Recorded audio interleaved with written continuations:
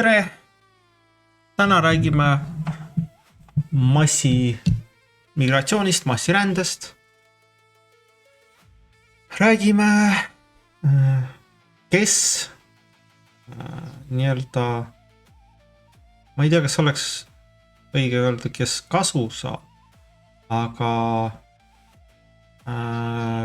mitte isegi keda mõjutab, aga ütleme niimoodi, et kes nagu kasu saab nagu massirändest. Alguses käime paar video läbi, mis ma näitan, siis ma lähen teemaga edasi. Siin on niisugune The Sun'i poolt väike videoklipp, et illegal migrant brags from British hotel as he leaves streams step-by-step guide to channel crossing. Ühesõnaga, mingi migrant, mitte mingi, väga kuulus migrant, näitab videos ja internetis videosi, kuidas siis samm-sammu haaval ta ületas piire ja kuidas nagu elada. Laseme natukene siit.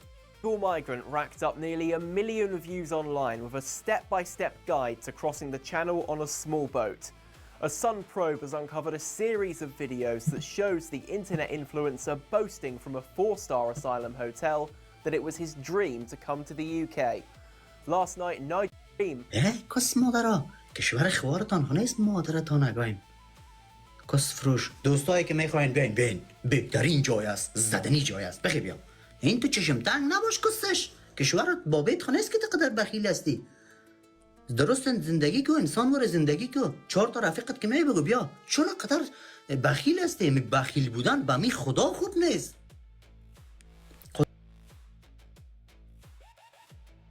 Ühesõnaga, kui räägitakse massirändest, siis tavaliselt läheb jutt väga kiiresti emotsionaalseks. Ühed ütlevad, et see on inimlik kohustus, teised ütlevad, et see on rahvusriigi lõpp. Kolmandad räägivad tööjõupuudusest, neljandad räägivad kuritegevusest. Ja siis kuskil taustal istuvad inimesed, kellele kogu see süsteem lihtsalt nagu väga hästi sobib.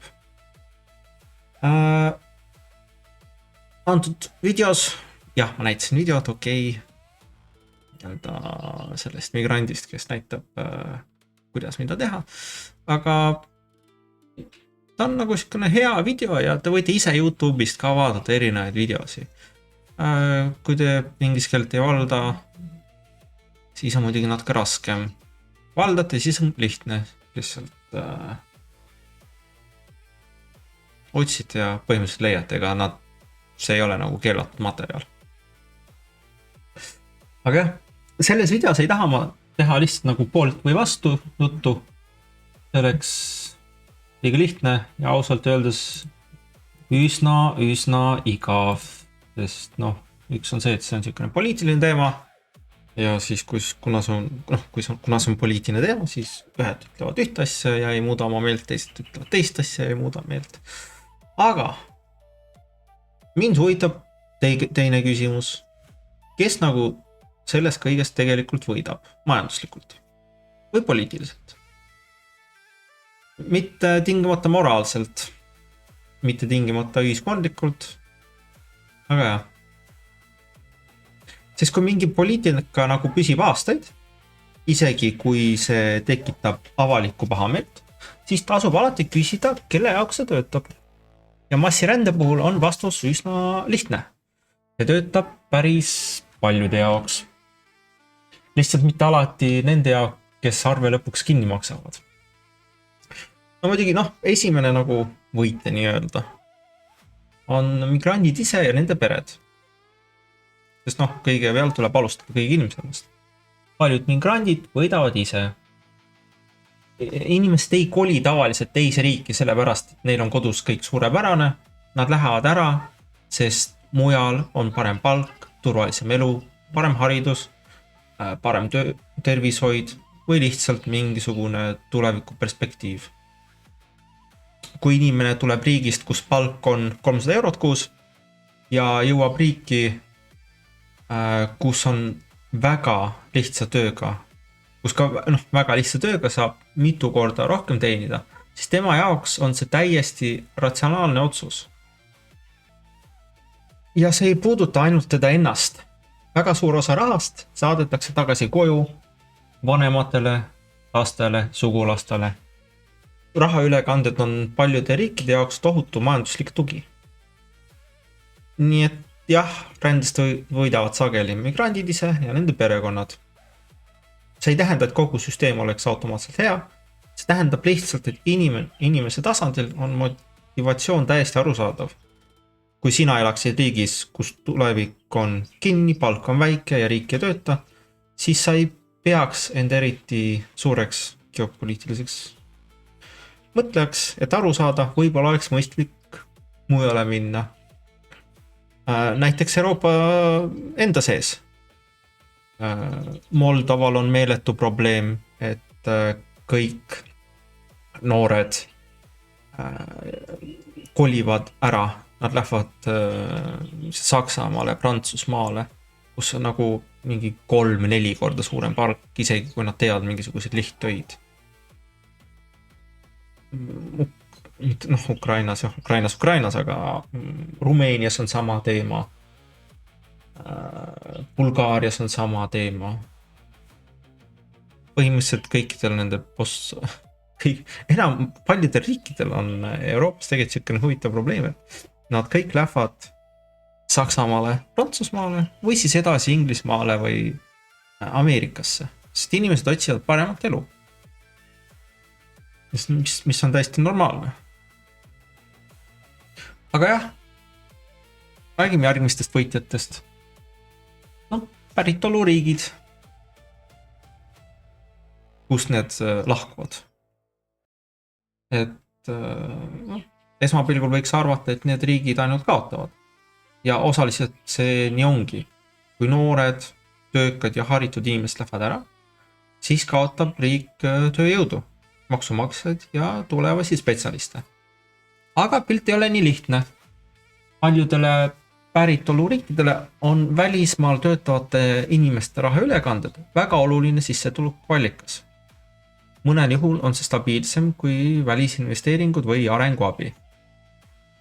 Aga jah, see oleneb väga riigist.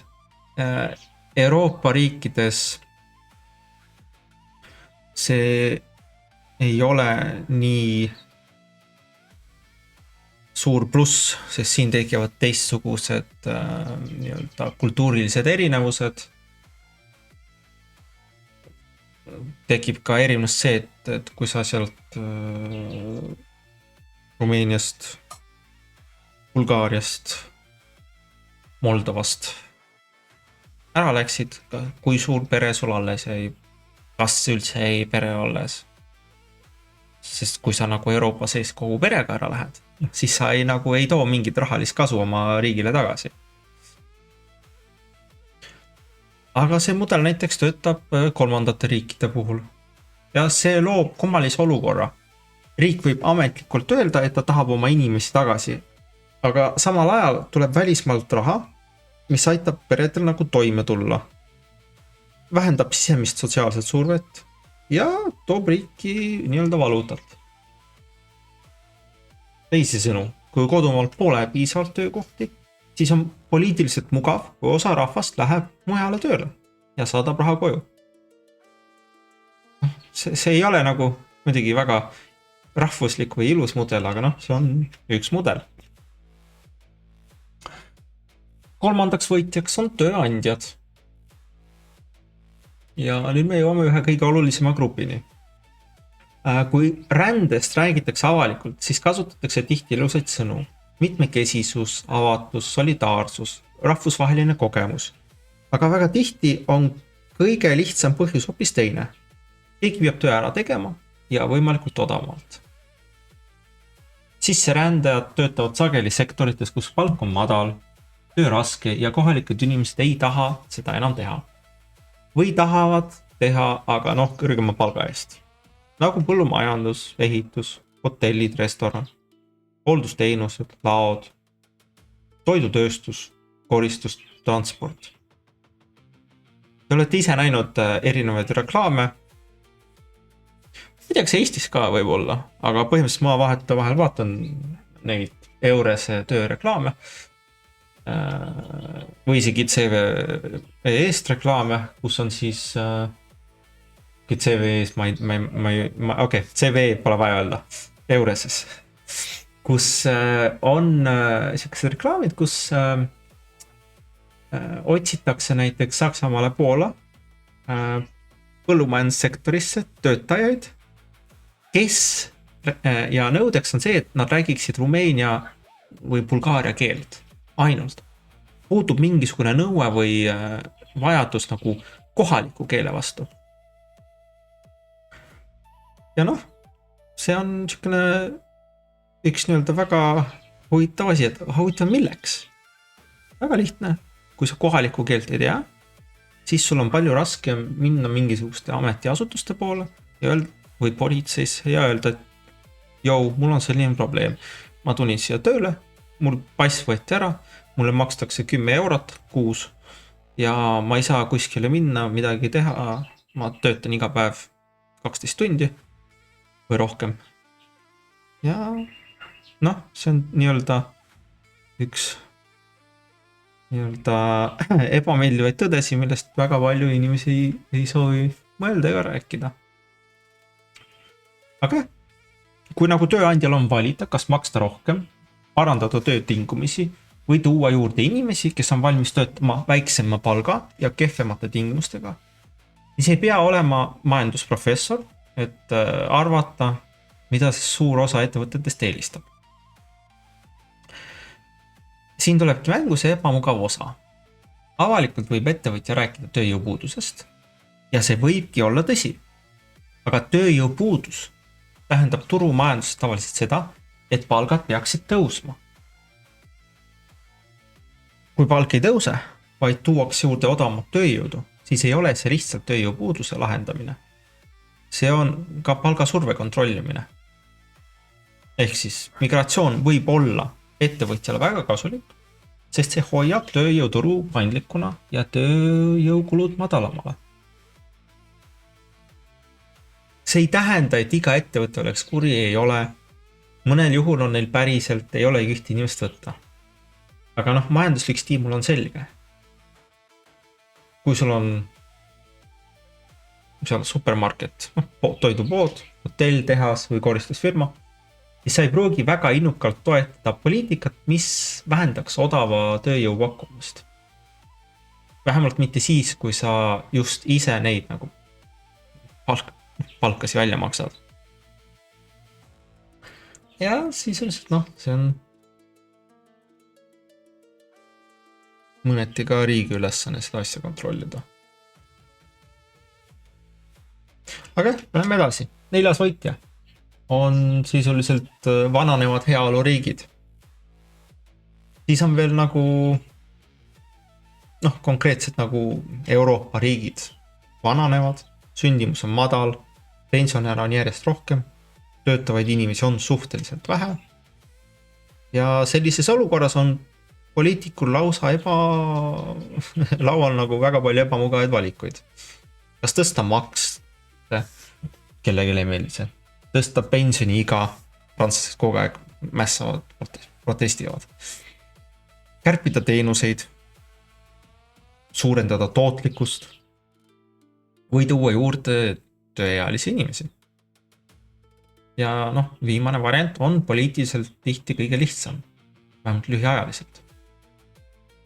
Kui riik toob juurde tööealisi inimesi, kes hakkavad tööle ja maksavad makse, siis see süsteem aitab nagu kogu nagu seda süsteemi üleval hoida, vähemalt mõnda aega.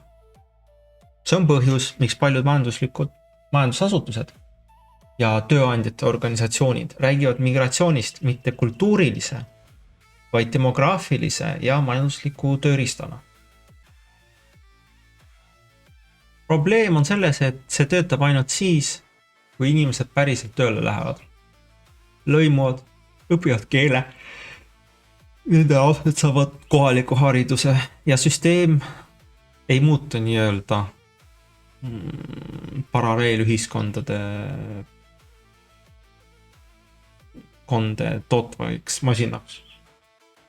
Vaid et reaalselt tuleb migrant, ta läbib selle süsteemi ja temast saab uus Euroopa kodanik, kes siis väärtustab neid väärtusi, mis meil on. Aga noh, kui kõik läheb hästi, siis saab riik juurde maksumaksjaid. Kui kõik läheb halvasti, siis riik saab juurde kulusi.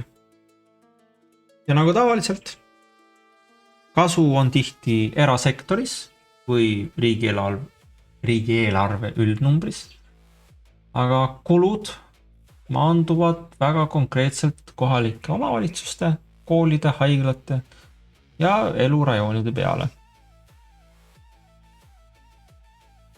Kuidas haiglate peale või koolide peale või siis näiteks teenuste peale on lihtsalt see, et kui järsku süsteemi tekib liiga palju inimesi, siis olemasolevad teenused ei saa hakkama.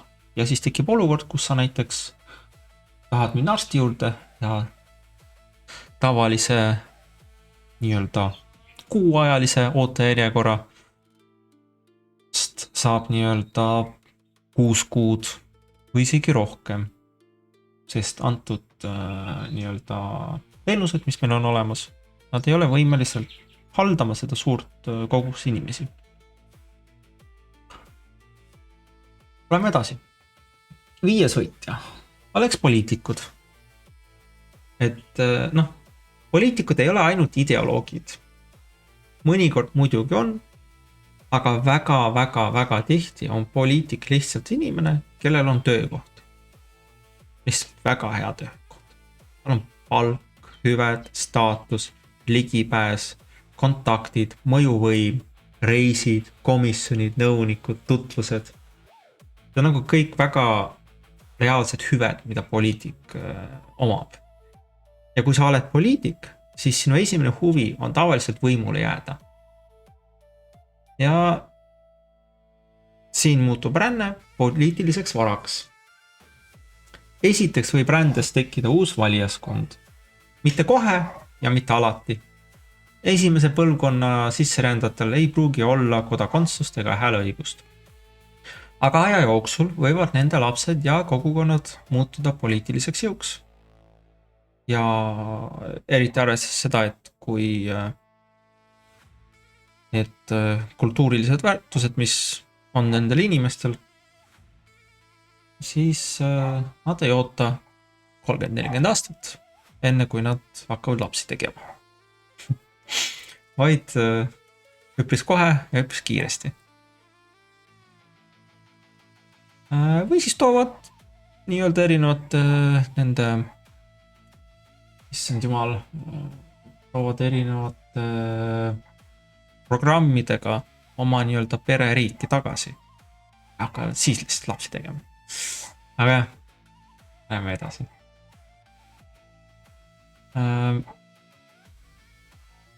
Ja paljudes lääneriikides on üsna selge, et erinevad sisserändajate grupid kalduvad toetama neid parteisid, kes lubavad rohkem sotsiaaltoetusi, pehmemat rändepoliitikat, lihtsamat kodakondsust ja tugevamat diskrimineerimisvastast poliitikat.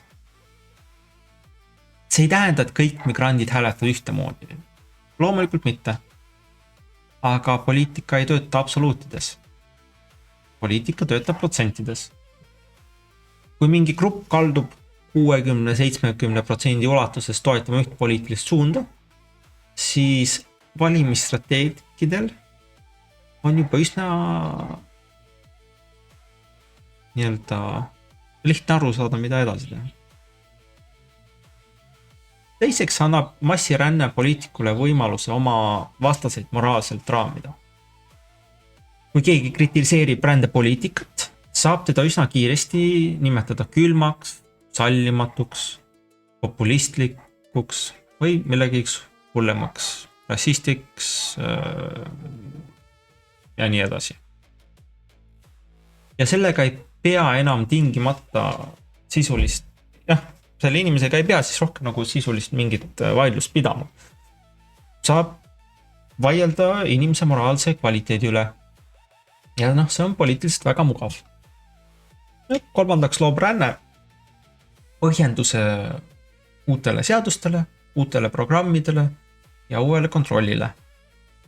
Kui ühiskond muutub pingelisemaks, saab öelda, et nüüd on vaja rohkem järelevalvet, rohkem kommunikatsioonikampaaniaid, rohkem vihakõne regulatsioone, rohkem integratsiooniprojekte, rohkem koolitusi ja rohkem rahastust.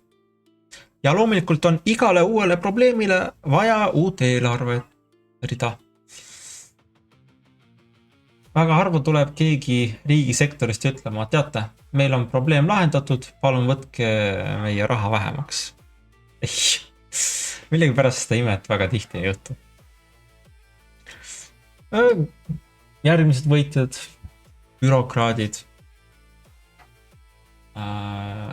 Kui rändesüsteem muutub suureks, keeruliseks ja püsivaks, siis on vaja ametnikke, palju ametnikke, on vaja menetlejaid, koordinaatoreid, integratsioonispetsialiste, projektijuhte, analüütikuid, kontrollijaid, koolitajaid, vahemehi, raportereid, strateegiaid, hindamisi, töörühmi.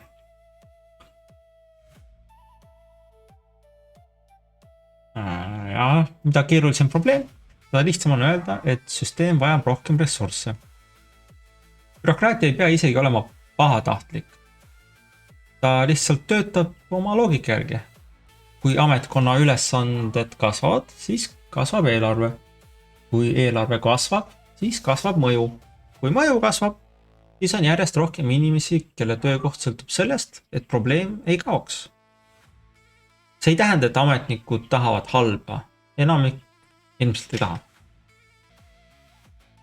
Aga süsteemil on oma enesealal hoiuinstinkt. Kui tuhanded inimesed töötavad mingis poliitika valdkonnas, siis see valdkond ei kao lihtsalt sellepärast, et avalikkus on väsinud. Vastupidi, avalikkuse väsimus võib olla järgmine põhjus, miks on vaja uut kommunikatsioonistrateegiat. Loomulikult maksumaksja raha eest. Veel ühed võitjad on juristid ja kohtusüsteemi ümbrus. Et ränne, eriti varjupaiga ja väljasaatmismenetlused, loob tohutu õigusliku tööstuse. Kui inimene viibib riigis ebaseaduslikult ja riik tahab ta välja saata, siis ei ole lihtsalt see ei ole nagu üks administratiivne otsus. See võib muutuda pikaks õigusprotsessiks. On kaebused, apellatsioonid, erandid, inimõiguste argumendid, perekondlikud asjaolud, terviseseisundid, päritoluriigi olukord, laste huvid, Euroopa õigus, siseriiklik õigus. Ja iga etapp tähendab tööd juristidele. Üks jurist töötab riigi poolel, teine töötab inimese poolel. Mõnikord maksab ühe poole eest riik otse, teise poole eest mingi vabaühendus, MTÜ, mida rahastatakse samuti avalikust rahast. Ehk siis maksumaksja võib sisuliselt maksta mõlema poole eest. See ei tähenda, et õiguskaitse oleks halb. Õigusriigis peab inimesel olema võimalus otsuseid vaidlustada. Aga kui süsteem muutub nii keeruliseks, et igast juhtumist saab pikaajaline menetlus, siis tekib selle ümber tööstus. Ja tööstusel on huvi, et töö ei lõppeks. See ongi kogu teema tuum. Mitte iga inimene selles süsteemis ei ole korrumpeerunud, aga süsteem tervikuna võib muutuda majanduslikult väga mugavaks. Üheks näiteks on siis ka näiteks kus 15. aprillil, minu meelest ka varem, olid uudised, kuidas MTÜ-d ja muud siukest elukad annavad juriidilist nõu migrantidele, et teeskle, et sa oled gei, homoseksuaal ja taotle asüüli, sest sa ei saa minna tagasi oma riiki, sest sinuga juhtub siis väga palju pahasi asju. Seda saate ise vaadata, uurida. kui on huvi. Et sellepärast internet ongi väga tore. Et siin on kõigi poolte nii-öelda mõtted, ideed, arutelud.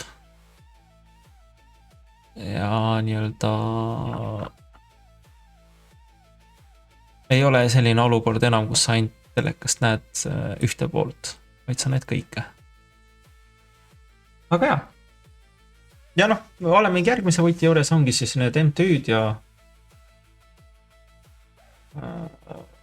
kes pakuvad neid igasuguseid teenuseid. Aga mõned MTÜ'd nagu teevad väga vajalikku tööd. Nad aitavad inimestel keelt õppida, tööd leida, dokumentidega hakkama saada ja ühiskonda sisse elada. Aga samal ajal on täiesti reaalne, et rände ümber tekib ka niisugune projektimajandus. Iga uus kriis tähendab uut rahastust, iga uus programm tähendab uut taotlusvooru, iga uus sihtrühm tähendab uut projekti. Ja kui organisatsioon olemasolu sõltub probleemist, siis tekib üsna loomulik küsimus, kui suur on tegelik huvi probleemi lahendada ja kui suur on huvi probleemi hallata. Lahendatud probleem ei vaja projekti. Hallatud probleem vajab pidevalt uusi projekte. See on väga mugav mudel. Mitte tingimata kodanikele, mitte tingimata kohalike kogukonnale, aga kindlasti nendele organisatsioonidele, kes oskavad süsteemi sees hästi liikuda. Ja noh, taas kord, maksumaksja maksab. Kes veel võidab sellest? Hotellid, kinnisvaraomanikud, teenusepakkujad.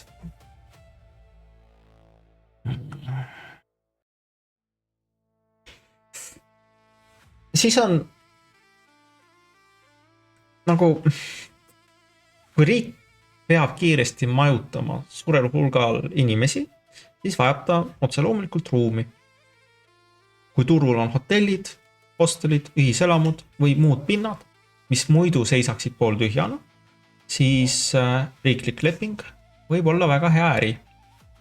Turism sõltub täiesti nagu hooajast, aga kui kliendiks on riik, siis on raha stabiilsem. Ta ei pea konkureerima tavalise turistiga. Sa ei pea pakkuma erilist elamust, sa ei pea olema turu parim, sa pead täitma lepingu miinimumnõudeid. Ja kui maksumaksja on riik, siis tegelik klient ei ole enam majutatav inimene, tegelik klient on ametkond. See muudab kogu teenuse loogikat. Sama kehtib toitlustuse, turvateenuse, transpordi, tõlke, koolituse ja konsultatsioonide kohta. Kui süsteem paisub, siis tekib selle ümber terve hulk ettevõtteid, kelle käive sõltub sellest, et süsteem jätkuks. Jällegi, see ei pea olema illegaalne, aga kui avalik raha liigub erafirmadesse ja poliitiline tahe on seda süsteemi hoida, siis ei ole üllatav, et on tekkinud väga tugevad majanduslikud huvid. Kes veel võidab? No, meedia võidab, võib võita näiteks. Tänapäeva ajakirjandusel on keeruline majanduslik olukord. Reklaamiraha on liikunud platvormidele. Tellijaid on vähe, usaldus on madal. Paljud väljaanded sõltuvad toetustest, projektidest, fondidest või institutsionaalsest rahastusest. Rände teema sobib meediale mitmel viisil. Esiteks tekitab see konflikt. Konflikt toob klikke. Teiseks sobib see moraalse raamiga lugudeks. Head inimesed, halvad inimesed, kannatajad, süüdlased, päästjad, populistid. Kolmandaks vajavad poliitikud ja institutsioonid meediat, et oma sõnumit levitada. Kui valitsus tahab inimestele öelda, milline arvamus on vastutustundlik ja milline on ohtlik, siis on selleks vaja kanaleid. muidugi ei saa demokraatlikus riigis ajalehte lihtsalt käsutada nagu ministeeriumi osakonda, aga saab rahastada kampaaniaid, saab rahastada projekte, saab suunata raha vabaühenduste, fondide ja programmide kaudu.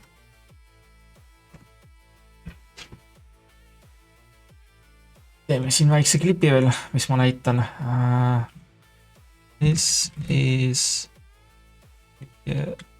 Rose for democracy. See on küll Ameerika näide, aga noh, ja vana näide 8 aastat tagasi, aga noh, ütleme niimoodi, et sisuliselt vahet ei ole.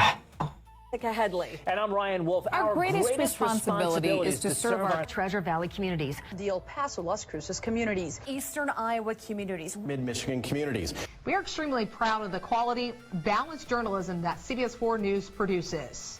But we are concerned about the trouble and trend of irresponsible, one-sided news stories plaguing our country. The sharing of biased and false news has become all too common on social media.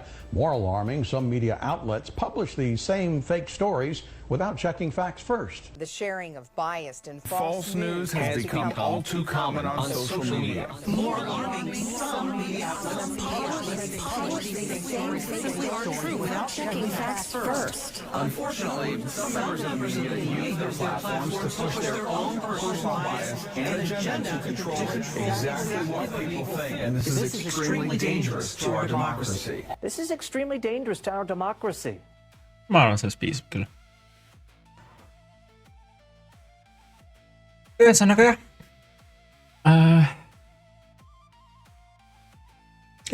Kordan uuesti. Internet on maailma üks parimaid leiutisi, kuna seal on võimalik leida kõike. Ja noh, nagu ütlesin, ta ei saa, riik ei saa küll nagu otseselt käsutada, aga saab suunata raha ja programmidesse, fondidesse, MTÜ-desse, kampaaniatesse. Ja lõpuks tekib meediakeskkond, kus teatud tüüpi inimesed saavad väga hästi hakkama. Mitte tingimata sellepärast, et nad on kõige paremad ajakirjanikud, vaid sellepärast, et nad oskavad korrata õigeid sõnumeid õiges toonis. Vabalt tulu peaks publik otsustama, keda ta usaldab. Aga kui osa meediast sõltub rohkem institutsionaalsest rahastusest kui publikust, siis muutub ka motivatsioon. Sa ei kirjuta enam ainult lugejale, sa kirjutad ka rahastajale, komisjonile, projekti juhile ja sellele nähtamatule inimesele, kes otsustab, kas järgmine toetus tuleb või ei tule. Liigume edasi. 11. võitja on õiguskaitse ja kontrolli aparaat. Kui ühiskond muutub pingelisemaks, kasvab surve turvalisusele. Kui kasvab surve turvalisusele, saab küsida rohkem raha, rohkem inimesi ja rohkem volitusi. See kehtib päris kuritegevuse puhul, kui on inimkaubandus, jõugud, narkokaubandus või vägivalla kuriteod, siis ongi vaja politseid ja uurijaid.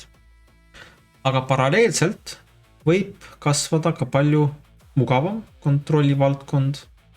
See on nii-öelda sõnavõtu jälgimine sisuliselt. Näiteks vihakõne, ohtlikud narratiivid, äärmuslikud seisukohad, valeinfo, desinformatsioon. Mõned nagu neist probleemidest on nagu päris, nagu ähvardused, vägivalla lõhutamine ja sihipärane hirmutamine ei ole nagu nalja asi. Aga väga lihtne on liikuda sealt edasi poliitiliste arvamuste kontrollimiseni. Ja olgem ausad, internetis kellegi rumala postituse pärast menetlus teha on tihti mugavam kui minna päriselt ohtlikku kuritegevust lahendama. Näiteks kui näide meil Inglismaalt, kui defineerida Facebooki postitus, kus sa ütled, et migrandid peaksid tagasi minema kui vihakõne, siis oi kui palju järsku politsei saab nagu statistikat teha, et me võitleme siin vihakõne ja rassismi vastu. Et järsku tekib väga palju nii-öelda positiivset statistikat, kus politseinik lihtsalt istub kontoris, teeb nimekirja inimestest, kes midagi arvab migrantidest ja siis pärast teeb administratiivseid trahve või siis isegi kohtukutseid saadab. Või tuleb koju külla. Aga noh, see ei tähenda, et kõik politseinikud tahaksid tsensuuri, kindlasti mitte. Aga noh, institutsioonid reageerivad stiimulitele. Ja kui poliitiline klass ütleb, et suur oht on vale informatsioon, desinformatsioon ja muud kõned, mis lähevad valitsuse vastu, valitsuse nii-öelda suuna vastu, siis tekivad osakonnad, juhendid, raportid ja inimesed, kelle töö ongi seda jälgida. Ja kui selline aparaat on juba loodud, siis ta ei ütle ise, et aitäh, meid enam vaja pole, me lahendasime kõik vihakõned, mis meil on, vaid tavaliselt sellised süsteemid tahavad kasvada suuremaks, tugevamaks, ilusamaks. 12. võitja, inimkaubitsejad ja smuugeldajad.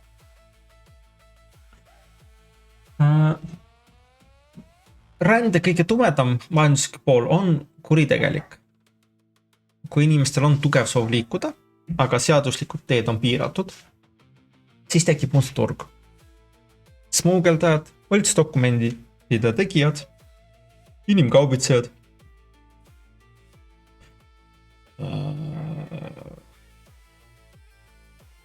ebaseaduslikud töövahendajad ja rodu teisi inimesi.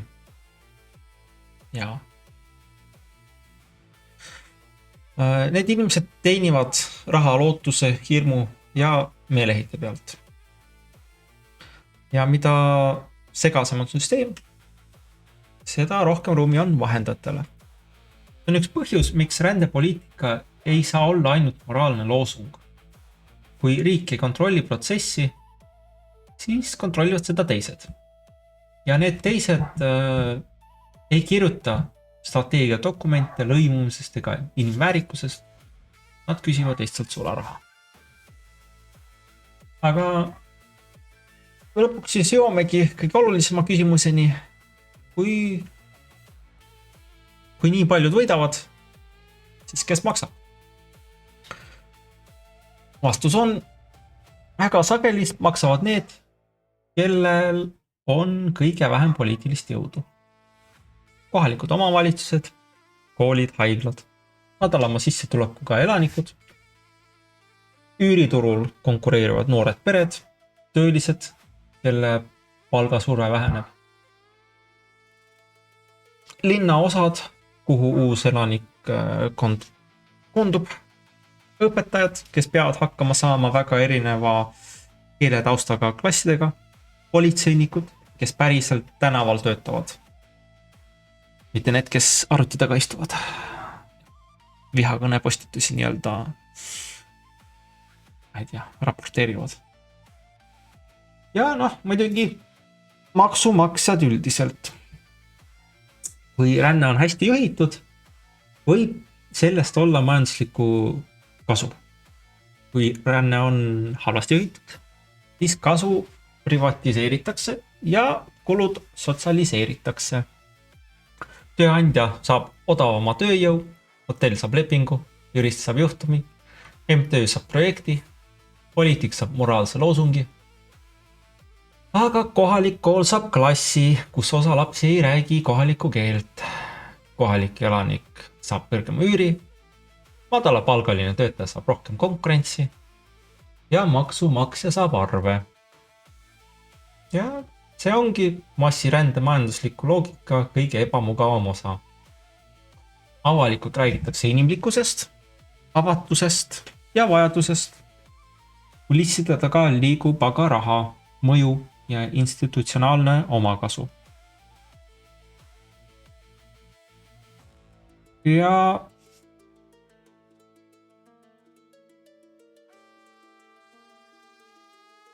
teeme siis lõppkokkuvõtte, et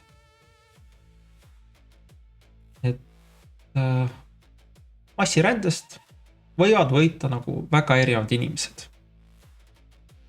Migrandid ise ja nende pered, päritoluriigid, kes saavad raha ülekandeid, tööandjad, kes saavad tööjõudu, vananevad heaoluriigid, kes saavad juurde maksumaksjaid, poliitikud, kes saavad uusi valijagruppe ja moraalse relva nii-öelda vastaste vastu, bürokraadid, kelle süsteem laieneb, juristid, kellele tekivad uued menetlused, MTÜ-d, kellele tekivad uued projektid, hotellid ja teenusepakkujad, kellele tekivad riiklikud lepingud, meedia saab konflikti, draamat nii-öelda, rahastust ja õiget positsiooni kultuurisõjas. Ja mõnel juhul ka kuritegelikud võrgustikud, kes teenivad inimeste liikumise pealt nagu otse raha. Nii et küsimus ei ole selles, kas keegi võidab. Küsimus on selles, kes võidab eraviisiliselt ja kes maksab avalikult. Sest kui ühiskonnale öeldakse, et meil ei ole alternatiivi, siis tasub alati vaadata, kellel on sellest alternatiivide puudumisest kõige rohkem kasu. Ja tihti selgub, et väga paljudel inimestel on päris tugev põhjus, miks nad ei taha, et süsteem muutuks. Mitte sellepärast, et nad kõik oleksid ideoloogilised fanaatikud, vaid sellepärast, et süsteem maksab neile palka. Ja kui poliitikas midagi maksab kellelegi palka, siis see asi ei kao lihtsalt ära. Isegi siis, kui maksumaksja hakkab lõpuks vaikselt aru saama, et kogu see moraalne jutt on kuidagi kahtlaselt kalliks läinud. Aga aitab küll, sellest täna piisab.